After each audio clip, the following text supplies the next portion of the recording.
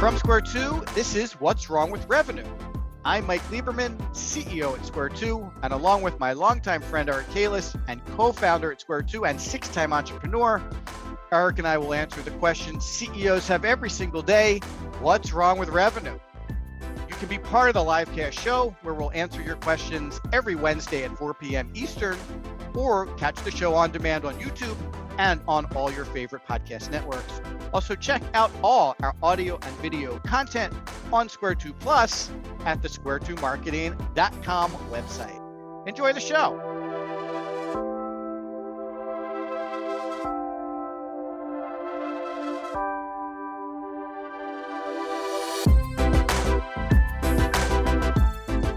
Hey everybody, welcome to episode 33, What's Wrong with Revenue. Today we're going to talk about how your reps aren't guiding your prospects. I'm here, as I am every Wednesday at 4 o'clock live on What's Wrong with Revenue with my longtime friend and business partner, Eric Kalis, who is jet-setting across the, I can't even say the country today, just jet-setting across the continent to be in Montreal to speak to a entrepreneurial organization. Eric, give everybody a little bit update of where you are and then say hi. I'm in Montreal doing some speaking engagements at the WPO, Women's Presidents Organization, literally the highest energy entrepreneur group I've ever been affiliated with.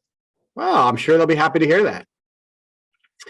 Everybody, if you're listening to the show, don't forget, you can catch it on our YouTube channel. The Square 2 Marketing channel has every single episode of What's Wrong with Revenue. You can go there, you can like it, you can subscribe, you can provide comments. We love hearing your comments. We check them on a regular basis. If you're interested in all of Square 2's audio and video content, head on over to Square 2 Plus at square2marketing.com // Square 2 PLUS. Our free streaming service for all of the Square 2 audio and video content. And if you want to provide questions like the ones we're going to answer today, or if you'd like notification and email of the show when it's over, you can also go to the show page, What's Wrong with Revenue, at the bottom of the Square 2 Marketing website. In the footer, you'll find a link for What's Wrong with Revenue. Head on over there. You can subscribe to the show, and you can submit questions right there from that page. So today, as we do every Wednesday, we're going to try to crack the code on what's wrong with revenue. And today we're going to talk a little bit about sales, sales reps, sales process. And basically, to kick this off, I don't know about you, Eric, but I don't know anybody who likes to be sold to. And there are still plenty of salespeople trying to convince us to buy things without really understanding that we all have this defense mechanism that repels salespeople. And these mechanisms are ingrained into our reptilian brain. It's the same kind of fight or flight feeling that you get when you head into a store and you are rushed by the salesperson. And the first thing you say is, no, I'm just browsing. Please back off. Let me look around at my leisure. That feeling you have in your body is the fight or flight response to someone who's, getting in your personal space. And it's very common with all of us. We just don't want to be sold to. Yet so many companies continue to run sales processes and hire sales reps that try to convince people to buy something, to pressure them with tactics, and to push people to take action. So what we're going to talk about today in the show is how to get your reps to understand the difference between convincing and guiding, what it means to be a sales guide, what a guided sales process looks like, how to better understand what it means to help prospects feel safe, and to use supporting tools and content to create a remarkable sales experience. So, Eric, you are the resident sales guru at Square 2. Kick us off with a little insight into what we're going to be going into in more detail today. Well, I was thinking about our episode today, Mike, and I'm having, a part of my speaking gig here in Montreal is they've given us kindly a little booth that we could talk to people that are attending the conference. Serendipitously, I brought 100 copies of our second book, Fire Your Sales Team Today, which is always a good conversation starter because of its interesting title. Mike, I can't tell you how many times earlier today I had a debate with some of the entrepreneurs about this specific topic. And it was very timely because I'm thinking about what the topic of today's show is, and I'm introducing them to all of these kinds of concepts that you just laid out to intro the show. I am still blown away how many people are like, well, our salespeople have to hit the phones. It's their job to generate leads. Yep, we've been doing outbound sales calls for blah, blah, blah. And then I simply ask the same question every single time. Do you like to be sold to? And the answer, of course, is no, just like you said about that small part of our reptilian brain. So my next question is, if you don't want to be sold to, why do you want to put your prospective clients in that uncomfortable situation? So the first thing is that they just don't know about a different strategy. So we'll talk about that today, about how you can approach those salespeople. Those salespeople, for the most part, that these entrepreneurs are referring to are long-time embedded employees as well. They've been doing it this way for years. And I would think that they would have had some learnings over COVID where people really changed their buying behavior, but it doesn't seem to be taking hold. The second thing I'll say in conclusion is I like to be sold to. When my wife and I go to one of those timeshare resorts, I'm the first guy to sign up for the 90-minute presentation because I just love to see how they put the hard clamps on people and how they can have such a better close rate if they had a more artful sales process. But for some reason, they keep grinding it out and forcing you to sit there and don't let you leave until the time is up, literally holding you hostage until you say, I'm either in or out. The last time I went, I had a debate with the manager because I was being a bit ornery. I was actually considering buying. It's in our favorite location, which is in Aruba. The deal was really good. I think it was something like $17,000 paid for over 10 years. So I said to my wife, hey, maybe this is something we should go to. Like they literally had me. And I said, now, to the salesperson, I said, now, look, I think I'm going to be in, but I have a couple clarifying questions. Let's just jump right to like making me feel comfortable about this. And he wouldn't budge. He kept doing the same routine. And I kept saying, no, I'm a sales and marketing professional. I understand what's going on here. Let's talk about some of the details. I don't understand this. I don't understand that. Can you guide me through this part of the process? And when I got a little upset because he wouldn't change his thing, and now he's really wasting my time, and now I'm definitely not buying, the manager, who I assume was listening in on the Zoom, because it was done by Zoom because of COVID, actually cut in and said, yeah, this is over, you can leave. Now, it's such a shame because these are big purchases, large ticket items. They're a complex sale. How does it work? How does the payment work? It's a relatively long sales cycle, right? I have to think about it. I have to bring my wife. I have to write a check. I have to get approval, I guess, or something like that. Why wouldn't they just apply some of the principles that we always talk about in a really great sales process and double their revenue? I don't understand. Yeah, those are two. First of all, I would really like to dig into a little more detail in terms of what the people you're talking to at the show are saying, because I feel like they would be much more progressive around thinking differently about how their sales teams execute. The timeshare, they have just been running that playbook for so long, and I guess they get a certain amount of people converting, and they're comfortable with those people, even though I know a lot of them are upset afterwards and want to cancel, and there's a whole industry of getting people out of their timeshare. So obviously something's not executing correctly in that industry. But tell me a little bit more about these conversations with these progressive entrepreneurs. They're still running the kind of the same hit the phones playbook. I'm so surprised to hear that. Well, I would say it's an interesting flavor here at WPO. First of all, like I said, super high enthusiasm, really nice, really friendly crowd. But I see that there's a lot of second and third generation owners of traditional businesses. In fact, today, I bet you 40 to 50% of the folks I talked to had some kind of manufacturing or distribution business, not even like high tech, cutting edge kind of stuff. And there's a lot of legacy that way. Well, my parents started the business in 1965, blah, blah, blah. And then that's the way we've always done it. But I wouldn't say that they were progressive. I would say that they're leaning into what they know and feel comfortable with. When I said to each and every one of them, do you like being sold to? 100% across the board, everybody said no. So when you do the follow-up question, well, why would you want to subject your prospects to that? They say something like, well, it's not really like that. We're really not, selling them. I said, Well, are you giving them a lot of content? Are you giving them a great experience? Are you differentiating yourself from the other folks? Are you giving them options in the sales process, early journey, mid journey, late journey, so that they just close naturally? What is your close rate? And obviously the responses were dismal. So I'm not quite sure why you have a smart bunch of people that have very successful and quite large businesses wouldn't at least consider to test something, or to have a little tiger team of like 2 salespeople trying something a little different to see if they get better results. I was actually amazed. And, lately when we talk to prospective clients, COVID has made a big impact on their impression of sales and marketing. And it doesn't seem to have reached this group. Now, look, I have a limited group. And like I said, they're super nice and professional. But if I talk to 40 people today, I would say 35 of them were old school. And they must have had some kind of shift during COVID, because no personal calls, no in-person calls, no conferences, no networking for a good 12 to 18 months. So they must have downshifted into something digital. And now you're saying they're really going back to what they did up prior to that.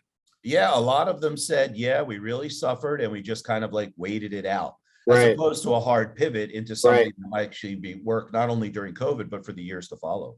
Right. Well, that's a really interesting data point.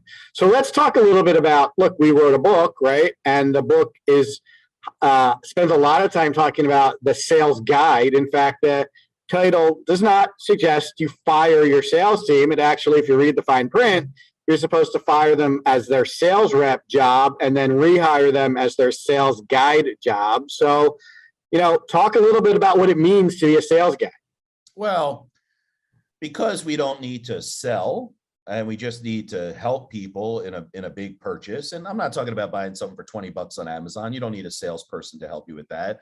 But if you have a complex sale, long sales cycle, high ticket average, B2B for the most part, then there's going to be questions and concerns and something like demos that have to happen, and showing them the impact, brainstorming about how it's going to be integrated, whatever they're buying, blah, blah, blah. So the salesperson, the former job of the salesperson was to coerce, influence, arm twist, however you want to call it, to get someone to buy something. But now we have the internet, and any of these people that want to buy some of these products or services can go online and do their research without ever revealing who they are to any of the companies that they're researching. Which means, now I've read different articles about this, but about 80% of the research is done before they even get to the salesperson. So they're kind of in a position to say, yeah, I kind of have a handle on this, but I'm not quite sure. Should I go with you? Should I go with the other guys? Should I go with the X5000 or the X4000? I'm not quite sure which model to choose. I'm just making this up, of course. That's where the guide kicks in. The guide has to guide them the last 20% of that process, which results in a closed deal. So what does a guide really represent? A guide is a trusted advisor. A guide is someone who will answer your questions expeditiously. A guide will help you, whether you do business or not, explore the options and figure out what's right for you. If you take the posture of a guide, like I said, a trusted advisor posture, then it's not adversarial. It's collaborative. And that's a whole different posture than what can I do to put you into a Chevy today? The reptilian brain that is meant to flight or fight doesn't kick in, because you're like, look at this person, they're really trying hard. A lot of times on our sales calls, I say to the person, listen, whether we do business or not, I'm still going to help you on this journey to help you figure it out, because we're not the fit for everybody. And I want to make sure whatever you do, which is a mission critical decision for your business, is the right decision for your business. You can literally see the relaxation in the prospect when you say something like that, because I'm making it very clear that I'm not trying to sell you something, but I am trying to help you figure it out. And obviously the between the lines copy is buy from us. Yeah. You mentioned something really interesting, which is pre-internet. If you wanted any information from any company, you had to call the company, or I guess send them an email and get in touch with a sales rep. The sales reps controlled all of the information, and they controlled the entire process. And they would dole out information as they saw fit in order to convince somebody to say yes, right? In fact, there's a lot of like really old school tactics where like your very first objective in sales is to get them to say yes to anything, right? if they say yes to something, then they're probably going to say yes to buying, right? It's funny now to think about it, but this is how a lot of people were trained initially when they did control the process. To your point now, the buyer, the prospect is in control of the process. We have a 8-stage buyer journey that we help our clients understand. The prospect is in control of 6, because the last 2, which is decision and ongoing delivery, right? That's obviously they're in control of 6 of the 8 steps. So they really set the pace, they really set the tone. And when we do buyer journey mapping with our clients, there's a very specific conversation around how does the person feel at each of these different stages. And the goal is to get a smiley face, like to get them to be comfortable and satisfied and like happy to some extent as early in the process as possible. Now, when you start, to Eric's point, they're anxious, they're nervous, they don't know who they're talking to, they don't know what the experience is going to be like. They don't know if it's going to be helpful or not. They might even feel like, well, I might be wasting my time here, but I need to talk to someone, so I'm giving it a go.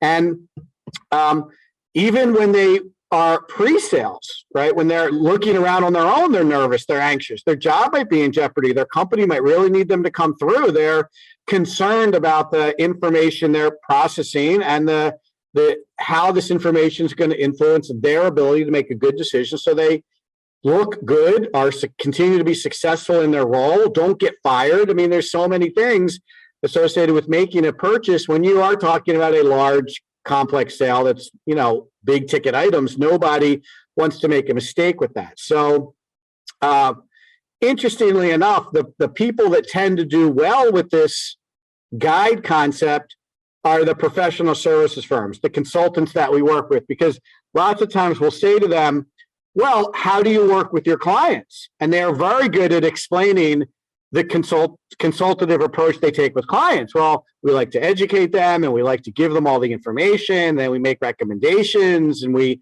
kind of try to direct them which recommendation we think is best for them. And, we give them supplemental information so that they can have everything they need to make a good decision. And lots of times we're like, well, it's really the same process. And I think it's easier for consultants in the professional services space to kind of get what we're going for here than it might be someone who's selling products or even software or things that might feel less consultative than the professional services deliverable. Wouldn't you agree with that? I would 100% agree with that. The other metaphor that I just love around the sales guide thing is the Sherpa that gets you to the top of Mount Everest. Because in a lot of cases, if you've decided to climb Mount Everest, it's an aspirational objective for you. Like, it's something you've probably never done before. And it's something that you're really serious about and you want to be successful at it. I don't think too many people want to say, well, I got to base camp and turned around. I mean, if you're doing it, you want to be able to say, yeah, I got to the top. It was the experience of my life. Those are the people that typically take on a challenge like that. And, you've never done it before.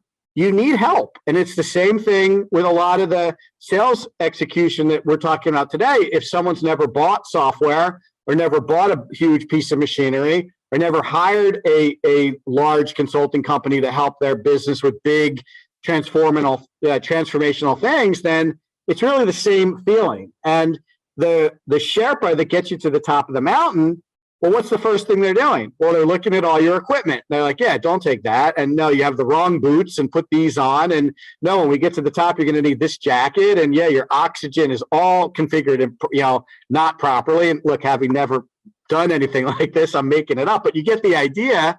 They're going to equip you appropriately. Then they're going to look at the route and the weather. And they're going to say, yeah, we can't go this way because it's too early in the season.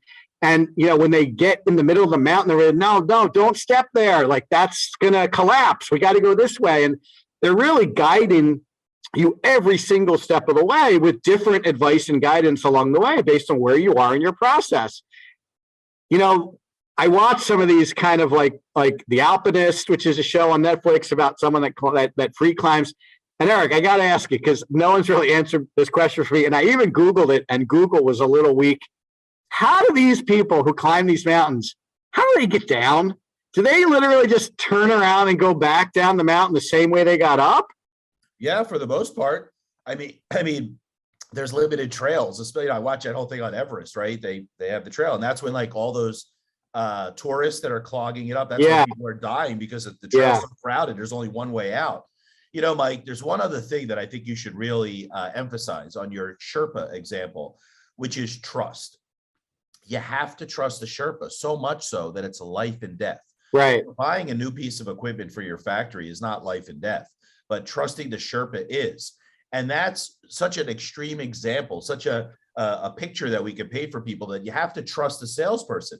If you don't trust the salesperson or the sales guide, as we've been talking about today, I think you got to find a new company, because this mistrust, this worry that someone's going to take advantage of them or pad the order or whatever it is, we have to be done with that.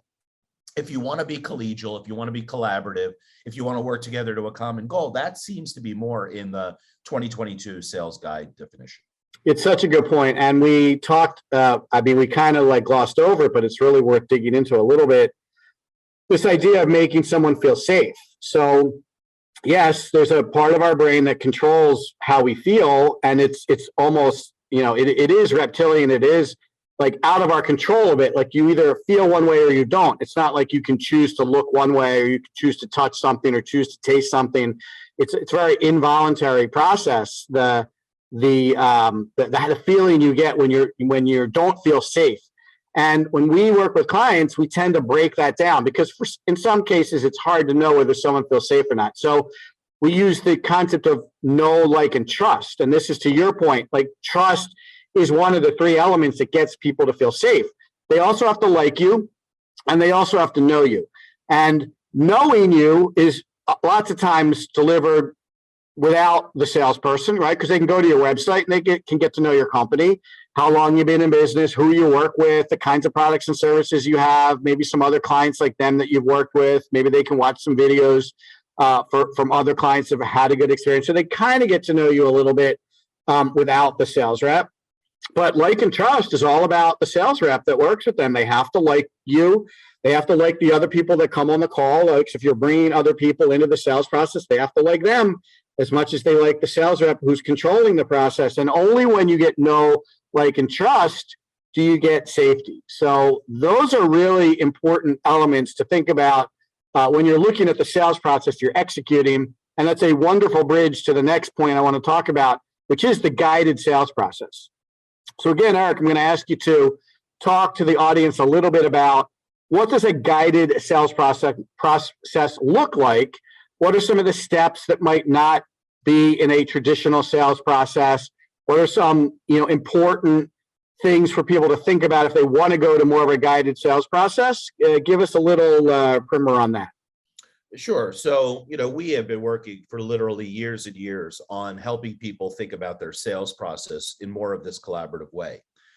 The process that we use at Square 2 has a funny name, the 5 Ds, right? And the 5 Ds are discovery, diagnostic, design, delivery, and delight. The reason I want to go through those is because we built those specifically to, one, collaborate and come up with a co-created solution, and two, to your point, build trust. Discovery, a lot of people jump right into the proposal meeting, right? And they're like, okay, I spent just a few minutes understanding what you do, take the gold package, the silver package, or the bronze package, and we're done. Unfortunately, that doesn't make people feel safe, especially the package part, because they want something that's specifically designed for them. If I go to the doctor and I have a problem, he doesn't say, Eric, here are 3 drugs, just pick the one you want, right? He says, well, based upon my experience and analysis and lab results and listening to your chest, I think that this is going to be the best cure for you to get healthy as quickly as possible. And when you hear that, you're like, okay, well, that makes sense. I trust that process. Same thing happens in the 5 Ds. In discovery, it really is a half an hour to 45 minutes of just finding out what's going on. Is this even a fit for either company? And that first step is important, because if it's not a fit, which a lot of salespeople just like to spray proposals all over the place, it's not smart for anyone. It's a waste of time for the customer, and it's certainly a waste of time for the salesperson. And it's okay at the end of that discovery process to say, I don't think we're a good fit. Let me refer you to someone who is. Once again, maybe you'll get them the next time. Maybe you'll get a referral from someone they know that is a good fit, but you're doing the right thing. Secondarily, once they qualify in, and by the way, it's square two, only 2 out of 10 actually qualify in, because we want to really lean into the prospective clients that we want to do business with, put in a lot of work and time to make sure we can talk to them, figure out their needs, match up a perfect proposal, and then talk them through it. So out of the 2 out of 10 that qualify in, we go to diagnostic. Now I bring in the team. Well, now they feel more comfortable because they get to meet the people that are actually going to be working on their account. They get a whole other set of questions that are a lot more tactical, that aren't so high level and strategic. Then at the end of that, there's another go, no go scenario. Maybe we made a mistake and they're really not a fit. Okay, well, let's refer them then. But if we are, now we're cooking. Now, we have a little extra step in there that's called discussion before the recommendations. You know, we come up with the plan that we co-created with the prospect, but 9 times out of 10, it's just not perfect. Something was missed, something needs to be added. And just having a quick conversation, like, say, guys, this is what we're thinking. What are you guys thinking? Is this right? Is this accurate? You want to add something? Should we detract it? Should we break it into phases? And that extra step feels also very comfortable to the prospect because they're not even up to the pitch yet. They're still working on what the proposal. So that's 3 meetings that have to do with what is the appropriate course of action in this engagement. Now we have a traditional pitch meeting. We call it the recommendations meeting. We now show them in granular detail everything that we're recommending, but it's not so surprising because we've already been talking to them about all these things. So there's no like sticker shock or the big reveal. It's like, yeah, this is what we talked about. This makes sense. I see how it all fits together. Oh, here's the price. You had already estimated something. Obviously, we try to come in at the lower range than we originally estimated. And now it's a very, once again, collegial conversation. At the end of that, the decision process becomes quite easy because if the other marketing firms or professional services, technology, software, whatever your company is, listener, well, by this time they get here, think about how weak your competitor's sales process was and how you stand out as the obvious choice to do business with. So now we have an 85% or so close rate at the end because we've really done our work to show this prospective client that we care about them, that we're listening. We ask a lot of questions. We might loop back. Hey, we didn't cover this one point. Could you just give me a little answer on this question so I can finish my job of helping you? When the deal closes, they are excited. It's not like, oh, I begrudgingly chose from the 3 horrible options I had. This was like, well, this company really stood out as the best. And that's exciting for the company. We made the right choice. Now, that trust has to be continued. It has to be evident in the handoff to the client services team or the manufacturing team, whatever your business is. And they have to give an equal to or better experience at that point to keep that excitement going, generate referrals, more business, cross-sells, upsells, however you want. But that's why a lot of people, as I just described, you know, what I just described is a lot of work. A lot of time, a lot of meetings, a lot of coordination. And a lot of people don't want to do that effort, which is why they have a 20% close rate. And to your point, Mike, they just keep spraying proposals and work on the numbers. I'd rather do less work with more results than more work with less results. Yeah, there's so much buried in that description, which was really good. You know, like your co-creation phase is specifically designed to get them to feel safe, because when you spring it on them in the recommendations meeting, no one feels good about that, right? And they're actually coming into that meeting thinking to themselves, wow, I wonder how much this is going to be. I wonder if we're going to be able to do this. Are we wasting our time? Like, is this even the right company? Even if you've done a good job up until then, they're still concerned about what the final is going to look like. But we've already covered that. We've already shown it to them, worked with them on it. You know, when they see it, they're like, yeah, that's what we talked about. Yep. You asked me if I was okay with that. I said yes. You know, like, even if they change their mind, which is fine and happens sometimes, you took the extra effort to make sure that they were comfortable with the way we configured the program for them. So, well, it's no secret that they're going to spend money with a firm. Why not just get it out on the table on the first meeting? Hey, Mike, based on what you shared in the discovery call, sounds to me like you need a project that's going to be about $10,000 a month. If they had $2,000 a month in mind, right there, they can opt out, no problem, and nobody has any damage in that process. But if you're like, well, we'll see what the price is going to be, you know, we're not quite sure. Now there's question marks flying all over the place. Right, and there's a lot of sales consultants who like to guide or advise sales organizations. Like, this isn't really, this is common, right? You want to get to know quickly, right? You you want to get to know early in the sales, and I say N-O, not K-N-O-W. You want to get your answer. If it's going to be no, you want that in the first meeting. You don't want to spend your valuable time working with a prospect to go all the way to the end for them to be like, nope, this is too expensive. Thanks. We picked someone cheaper. Like, it's better to ask those questions early and find out whether they're going to be a good prospect as soon as possible, even if the answer is no, right?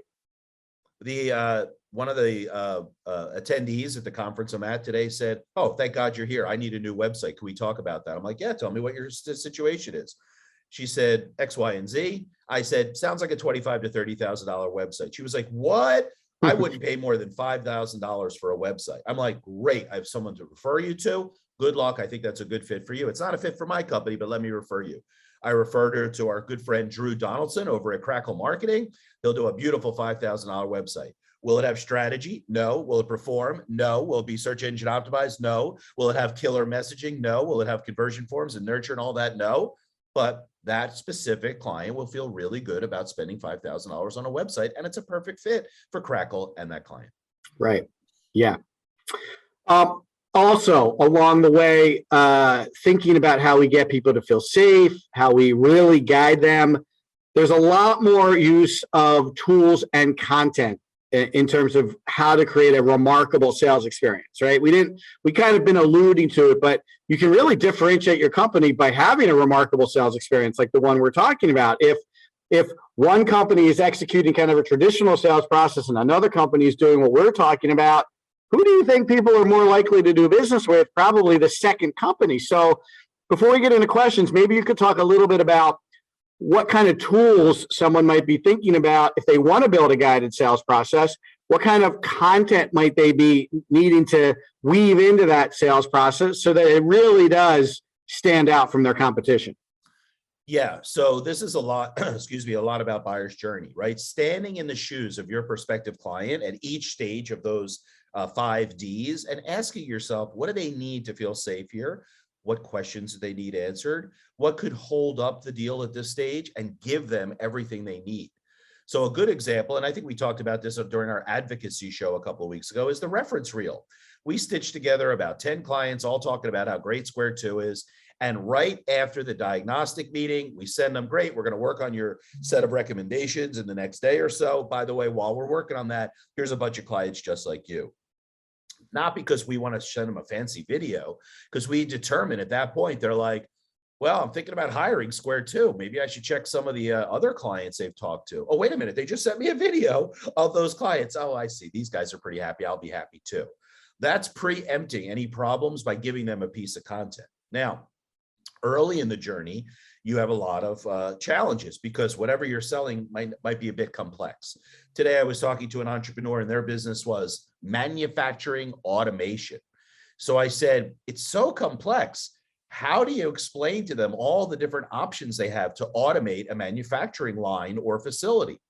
She goes, well, that's up to the salesperson to explain it to them. But meanwhile, if they know, well, how's this going to work with my company?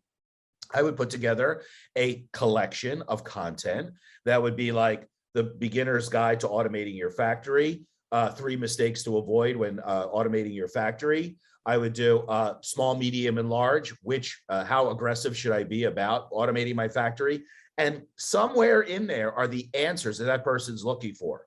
Now, one could be in the form of an ebook, one could be a video, and one could be an infographic, so that I'm also mixing up my content to give them a more interesting experience. Remember, creating those 3 pieces of content is a pain in the butt. So those competitors aren't going to do that, but I'm kind of guiding them through and answering their questions. So it has to do with the buyer's journey, identifying all the steps, asking yourself what they need or what they want in each one of those steps, creating the content, giving to them, making sure it's programmatic and systematized so that everybody gets exactly the same experience, which will result in an 85% close rate. And yeah, that's a lot of work, Mike, but you know what? I want to win all the deals.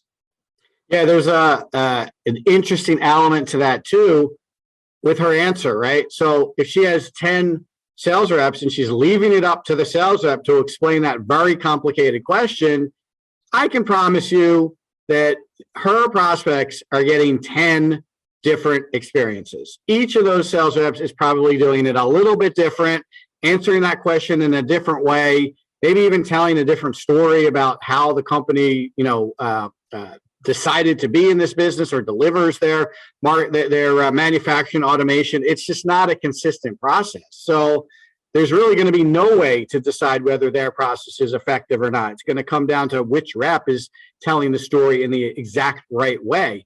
You want to make sure that every rep is saying the same thing to each prospect at the same time, using the same email, using the same tools, obviously personalizing it based on the conversation that they're having, but there's an element of content and context that's relevant to every sales process that we run into. Typically, at this stage, prospects ask about this issue. So we know that, we're prepared. We have an infographic, we have an ebook, we have a white paper, we have a webinar that they can attend, we have a series of videos that we can share with them. This makes that question answered by every sales rep in the same exact way at the same point in the process, designed to make the prospect feel safe, designed to make them want to continue the process, designed to position the sales rep as a guide. And that is basically how you facilitate sales execution in 2022. You can't leave it up to the reps anymore, or just be prepared to have 10 different experiences being delivered. Some might be good, some might be okay, some might suck. You can't have that anymore if you're trying to really lean into creating a sales process that executes on at a high rate in a regular way. I agree completely. All right, you want to do some questions? Love the questions. Okay. I got a question here from Melissa in New Jersey. In your experience, how hard is it to transform a sales team from traditional sales to guided sales? Well, what would you say to her in her situation? Basically, one of the hardest things ever. Okay. Well, can you be a little more specific? What should Melissa think about? Well, Melissa, I feel bad that you're challenged with this transition, right? And many companies, Mike and I have literally lived through many of these digital transformations or sales guide transformations. And the reason I say it's difficult is because you're interacting with a lot of humans. Salespeople get pretty nice compensation to make it rain. And when you get nice compensation and the company depends on you to make it rain, you tend to be a bit of a renegade, meaning this is the way I'm doing it. And if you don't want it, you can find someone else to do this job. And I'm not saying all salespeople are like that, but that's typically what we find. When management comes and says, hey guys, we want to change this up a little bit, there's always reticence. There's always a buy-in problem. And that's why I'm mourning for your situation, simply because it's really hard to change behavior. Now, Mike and I have seen many companies that have wholesale got rid of 80% of their salespeople and did a hard pivot. During COVID, that was a big thing that happened, right? Salespeople lost their job because they couldn't be banging on doors and beating the bushes. But what we've seen and guided people on a lot is a company that tries a pilot program. And the pilot program is, let's say, 2 or 3 of your most open-minded salespeople to try a new thing, to give a new CRM a little bit of a test drive, to try to use some of the new materials in the sales process. And what happens is, when that smaller pilot program is successful, they start to outperform the more traditional salespeople, and either those salespeople come on board with the new strategy or they get left behind and leave. But it's hard because, when you're even switching out something like a CRM, oh, we've used Zoho for 5 years. Now you want us to use HubSpot? To most people, it'd be like, yeah, you're just using a new software that is better. Give it a try. Take the effort of getting to learn it a little bit, and you'll have a brand new tool that'll help you. But there's so many people that push back. I remember we had a CRM implementation a while back, and the owner was so frustrated. He asked me to come to the sales meeting and talk to their 25 salespeople.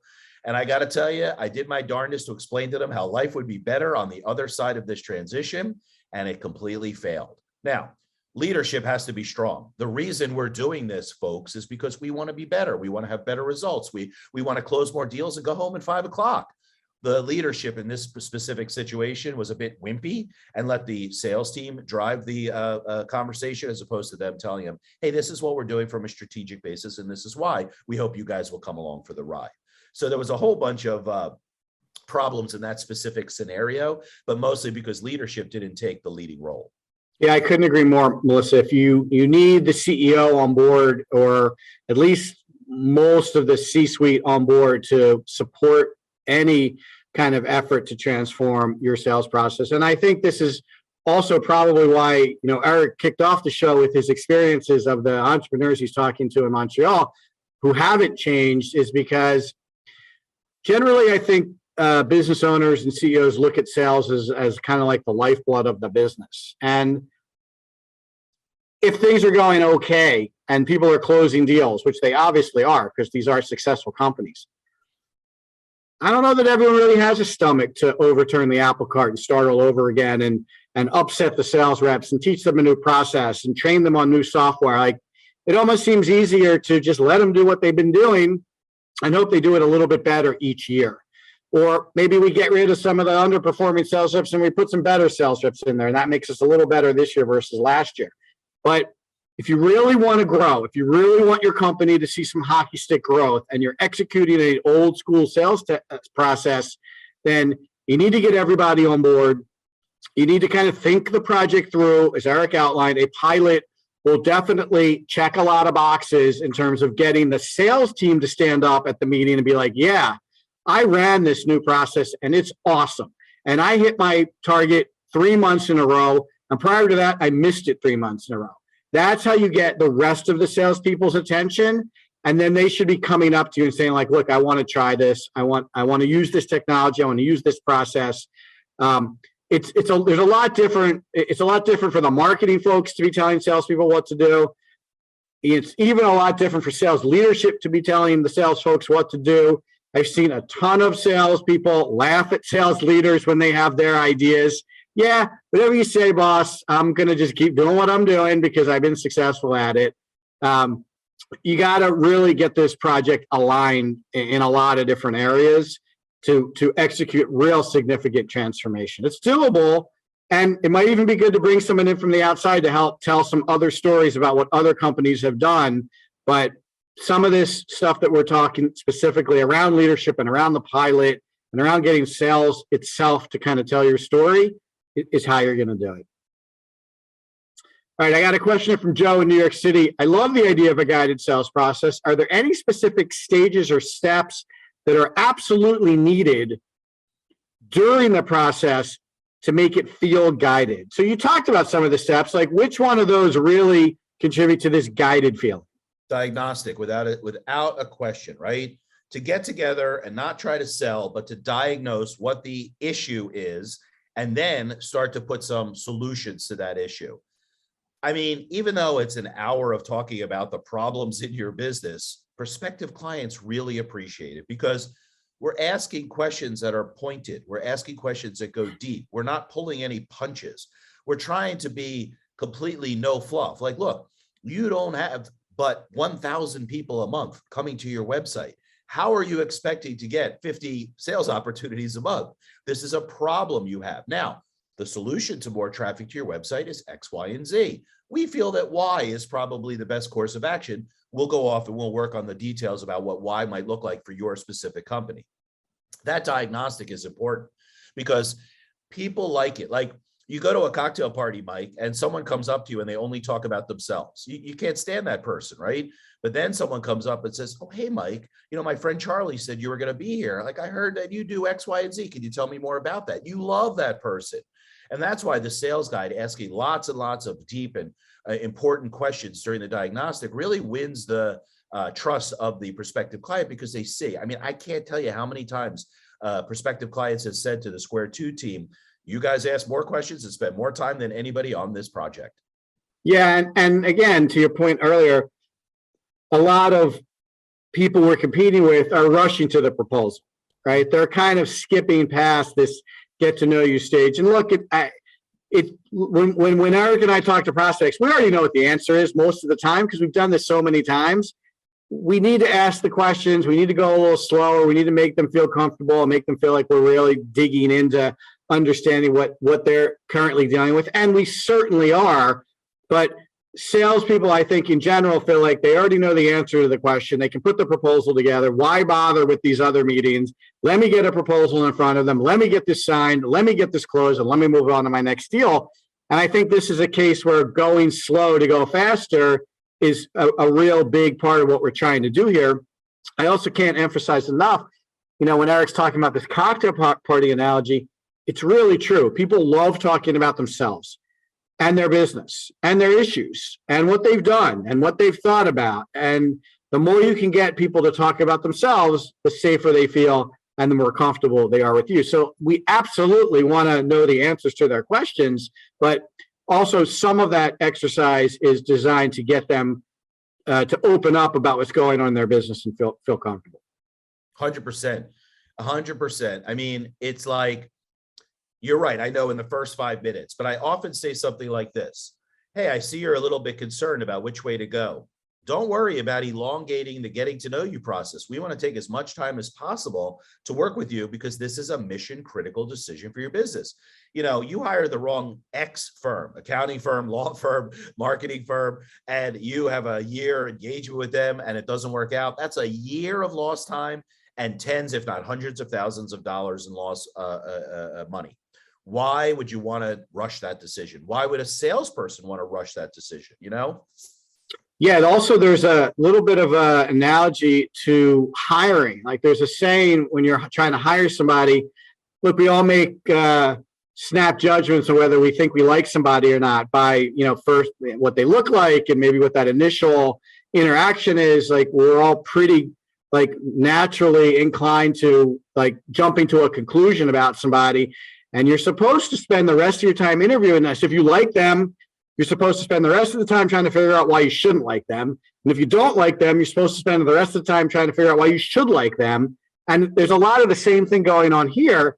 And interestingly enough, the prospect call we were on today that you had to hop off on, at the very, very, very, very, very last question I asked them, I uncovered a significant issue that we need to know to put together recommendations for them. And if we had simply said, you guys sound like a lot of the other, technical services firms that we've worked with. I know exactly what you need. I'm going to get a proposal together. We would have missed that important part of what they need from us to be successful. So, even if you think you know what the answer is, you got to ask them the questions. You got to listen to what they're saying. And I'm going to tell you right now, inevitably, you're going to hear something that that is a little different than maybe what you thought when you first started talking to them. So it's I agree completely. The diagnostic step is certainly one of the most important in this guided sales process. Yeah, I agree. Okay. Couple more here. This is going from Patty in Toronto. How does marketing participate in this type of sales process? I want them to be aligned with sales and part of this change. So what would you tell Patty that marketing can do to be part of a move to a guided sales process? Well, I mean, without going into too much of, fire your sales team today, marketing shouldn't even be an afterthought. It should be involved in the conversation because what do salespeople want? They want qualified sales opportunities that they can sift through and go after the ones that they're going to close and make a lot of money. That's as obvious as it is, right? And if you're not bringing marketing into the conversation to support the salespeople, once again, the salespeople are feeling independent, lonely, whatever you want to call it. My company doesn't care, but marketing has got to have a seat at the table in this conversation as well. I love when I talk to progressive clients and they have meetings like this. Hey, marketing wants to know from you, sales, what do you need to close more deals? What collateral material, what email templates, what examples can we give you, case studies, whatever, that we can help you show what our company does. So marketing has got to be involved. Now, if you're doing a digital transformation to a sales guide, now you have a different kind of sales process. Marketing might actually own the technology like the CRM. So they have to be involved in this conversation. In fact, we should, it's 2022. Can we just put to bed the siloed marketing and siloed sales conversation, get everybody together. We're one team. We're working on revenue. You folks over there generate leads. You folks on the other side of the room close the leads, and we'll all work together. Well, we can try, but it's Hatfields and McCoys. I mean, in some organizations, they're not going to work together. Yeah, that's a culture thing. Culture could be changed, even though sometimes it's like turning the Titanic, and it also comes from a leadership perspective, right? Hey, at this company, sales and marketing work hand in glove. If you can't deal with that, Charlie, Mary, or Tom, get the heck out of here.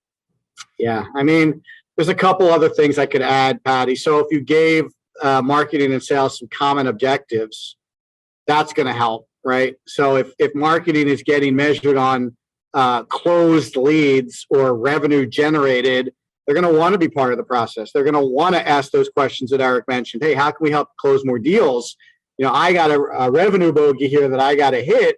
I want to make sure you have everything you need to close these deals and close them quickly and close them at a higher clip. So that's one way you can get marketing to participate. I think the other is to push these two teams together physically. Marketing and sales literally need to sit together in the same area and not like marketing on one side of the room and sales on the other side of the room, but interchanged, together, right? When marketing is listening to salespeople talk on the phone or on Zoom or however they're interacting, when sales is listening to marketing have conversations about things that they might be working on, there's a ton of opportunity for someone to be like, yeah, that's kind of right. But, when I talk to a prospect, like this is the nuance of the concern they have. So you're close, but just tweak that a little bit and you'll get a much better response from that piece that you're going to be sending out. Marketing also needs to know how these tools are performing. I already talked about this reference reel. If sales is using the reference reel and no one's clicking on it, it's not working. Marketing needs to know directly from sales, like, hey, we don't know why we keep sending this reference reel out and no one clicks on it. Okay, well, let me take a look at the email you're using that has the it as a link. Like maybe that's not strong enough. Or wait a minute, where are you sending this email? Like maybe you're sending it too early. They're not ready for references yet. Or maybe you're sending it too late. They already made their decision, so they don't need to check references. Let's take a look at that. So there's so many things that these two teams can work on together that a guided sales process actually provides the platform or sets the table for these two departments to work very closely together. If you're going to move to a guided sales process, I think one of the other things that has to come along with it is, look, sales and marketing is going to be working together. Like there's no more separation of church and state here. Sales is going to need marketing. Marketing is going to need sales. This process is very dependent on marketing to provide the right tools at the right time. This process is very dependent on sales to provide marketing feedback. This is what we're going to be doing. To Eric's point around leadership, you got to do it, right? I think, in fact, I'll tell you, if you have a separate sales and marketing team and no desire, impetus, or push to push them together, I don't know if I'd even go through the process of trying to build a guided sales process, because I'm not sure you're going to see the real benefit that you would if these two groups weren't working together. I agree, Mike. Okay. This is a good question because it talks about metrics. So this is from Paige in Los Angeles. What metrics do you use to measure whether this is working or not, and over what time period? So I'm specifically interested in the time period question because this isn't the kind of thing that you turn on Monday and Tuesday you see results. So give us a little bit of your insight into like what should we be measuring and how long is it really going to take for us to see some improvement in those metrics? Yeah. So the first thing is that we need a couple of months. I mean, I've never seen an organization pivot on a dime and be able to do this. So let's just say a couple of months. And what's happening in those first couple of months? We're talking about the personas or the description of the people you want to attack. We're looking at the buyer's journey, specifically the tail end when they get to sales. We're looking at how we used to do it and what those metrics were. We snap a baseline of where they are today. So for example, a non-guided sales process might end up with a 30 or 40% close rate, which is fine. But if you move 30% close rate to 60% close rate, you've doubled the revenue in your business without spending any money on advertising, right? So you got to look at, well, where do we want to be? So you have the baseline of the metrics, and then you have where we want to be. And the work that has to be done is the delta between the two. So I would look at things like, are we qualifying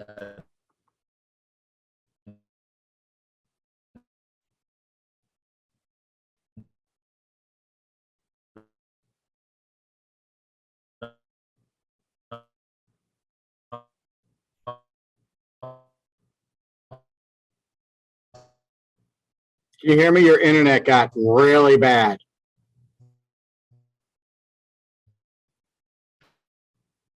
I'm gonna give him a second to see if he can recover, and then I'll answer your question. All right, let me help out here. Okay, so metrics, right? There are a couple of metrics you're going to want to look at in terms of whether this is working or not. First of all, close rate, right? And Eric started to talk about it a little bit. your close rate should improve. And you don't have to see dramatic improvements in close rate in order to know that this is working. The other thing is, how long does it take to close a deal? So sales cycle in days. That should also start to shorten. And again, it probably won't take too long to notice that deals are closing faster.